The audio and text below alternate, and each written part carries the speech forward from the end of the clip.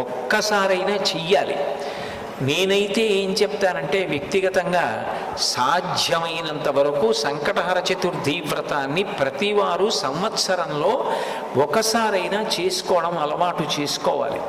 నేను ఎందుకు ఈ మాట అంటున్నానంటే, వేదవ్యాసుడు దేవీ భాగవతం చేస్తూ ఒక మాట అంటాడు, కాలో హి బలవాన్ కర్త సతతం సుఖదుఃఖయో నరాణం పరతంత్రాణం పుణ్య పాపానుయోగత.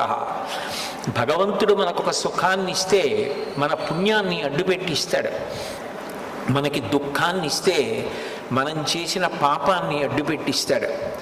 నేను చేసిన పుణ్యమేదో నాకేం తెలుసు, నేను చేసిన పాపమేదో నాకేం తెలుసు, అనుభవంలోకి వచ్చేశాక తెలుస్తుంది. అది అనుభవంలోకి వచ్చేసి సంకటం ఏర్పడిపోయిన తరువాత పరుగులు తీసే కన్నా అటువంటి సంకట స్థితి రాకుండా ముందే సంకటహర